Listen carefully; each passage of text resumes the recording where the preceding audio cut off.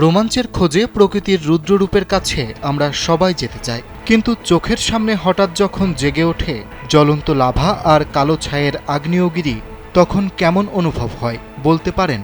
এমনটাই ঘটেছে গুয়েতেমালার বিখ্যাত ভলকান ডি ফুয়েগো পাহাড়ে ট্রেকিং করার সময়।